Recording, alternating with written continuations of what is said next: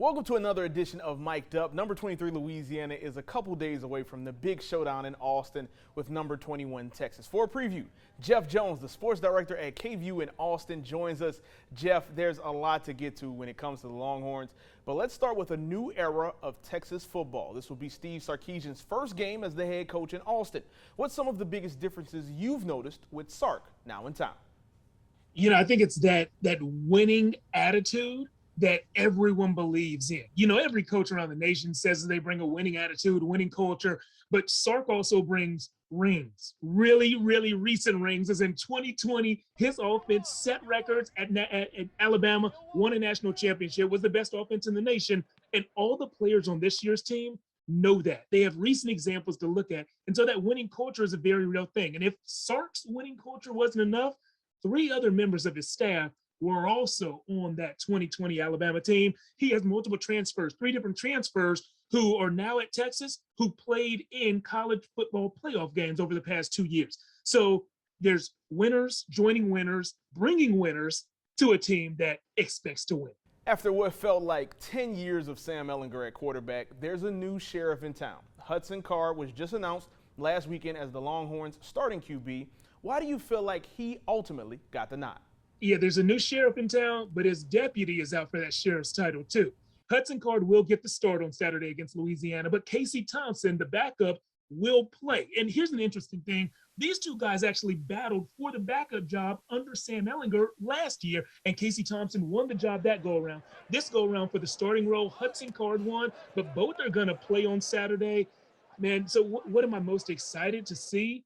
I want to see the differences. When you talk to the players, when you talk to the coaches, they talk about both of the guys making good decisions, both of the guys being athletic on the move, both of the guys have great arms. So I want to see with my own eyes, is all the hype for real? And is it really that equal? I can't wait to see that. And you mentioned that both quarterbacks will play. You know what they say, if you have 2 quarterbacks, you have no quarterbacks. I'm guessing that's not what Texas is believing with this situation. You know, we asked Coach Sark about that well-known phrase. You just said it beautifully. If you think you have 2 quarterbacks, you actually have none. Coach Sark says, no, that's not true. He says, this is not a quarterback battle, quarterback competition. This is a quarterback luxury, is how he described it. It's a luxury to have 2 guys who I trust to run my offense, is what he told us about a week ago. And so we'll find out. I don't love a 2-quarterback system, but Coach Sark hasn't called this a 2-quarterback system. He said that this Saturday is going to be a 2-quarterback game. So it's really like the competition, the luxury, as he's calling it, is extended into the regular season. While there may have been doubt on who would start at QB, there was never a question of who RB1 was going to be. Bijan Robinson had a strong close to his freshman campaign. What are you expecting out of him in year 2?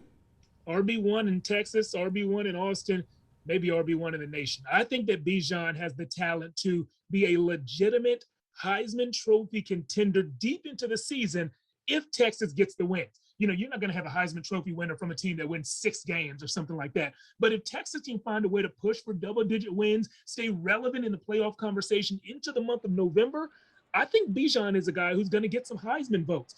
He has a rare combination of size, speed, and strength. And those are the 3 qualities that most good running backs have. But when you add to those qualities vision and balance, that's what you get in Bijan Robinson. It's weird because the NFL comparison that comes to mind when I watch him, he has the balance of an Alvin Kamara, which is off the charts. And of course, your viewers know Kamara very, very well. And you've seen him do those crazy offseason workouts where he's balancing on a medicine ball and things like that. Bijan has incredible balance, and if a defender catches him just off center a little bit, it's not going to be enough to bring the big man down. I knew you were going for Kamara. I knew you were going for Kamara immediately when you said that, but I can certainly see that with some of the ways that he was able to run. What was that, against Kansas State? He had 180 yards and 3 touchdowns in that game, so I'm really excited to see what he does. What matchup are you most paying attention to for Louisiana versus Texas? I waited a second after you asked that question to let it settle in because I wanted to hear how you phrased it. You said what matchup, not what matchup between a Texas player and a Louisiana player. The matchup I want to see is against a Texas player and a Texas player. I want to see that quarterback matchup we were just talking about. Hudson Card and Casey Thompson are both going to get playing time. The coaches, the players, everyone knows that. And so this is, in my mind, Casey Thompson's last chance to stake claim at that starting quarterback role. What will he do when the lights shine brightest? The last time we saw him in game action, he tossed 4 touchdowns in a bowl game. This guy is a gamer. So maybe he lost the competition because the competition took place in practice. Maybe Casey Thompson's time to shine is on Saturday. So my matchup that I'm going to have my eyes on is between 2 UT quarterbacks. If it's between a Texas player and a Louisiana player you're looking for, I want to see what the UT pass rush will look like. To me, that's where the heart of every defense starts, is in your pass rushers. We have a new guy, a transfer from Notre Dame named Ovi Agofu, and we're told that he is the best pass rusher on this year's roster. I know that your Louisiana team, the one you cover out there, Seth, has a ton of production and a ton of experience returning, including an offensive line. If UT can rush the quarterback, get some push in the pocket in this game right out the gate, man, I think that means great things for the Longhorns going forward in 2021. Yeah, I would agree with you, because Louisiana has what a lot of people feel like is a top 10 offensive line in the nation, not just Sun Belt, not just, group of 5, but in the nation. So if Texas can get a pass rush against an offensive line that returns all of their starters from 2020, that would speak a lot to the Longhorns. Same for the Cajuns, though, as far as like if their offensive line is able to dominate, it speaks to just how strong they are and how they are one of the best in the nation. I was going to say, top 10 pass protectors in the nation. I'm going to go ahead and text my man, Coach Sark, right now and let him know, because they got a plan for that. That's scary. Yeah, for certain. They have a few NFL prospects on that offensive line. I won't ask you for a full prediction, but on a scale from 1 to 10, what do you think Texas's chances are to win this top 25 battle on Saturday? I think when Texas scheduled this game years ago, they thought their chances would be maybe an 8 or a 9. I think their chances are sitting at about a 6.5 or a 7 right now.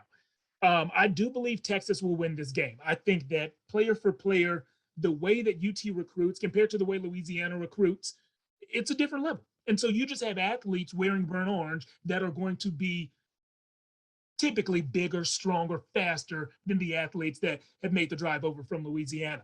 The coaching staff is brand new. And so even though they're great here in Texas, I believe this coaching staff has what it takes to be great.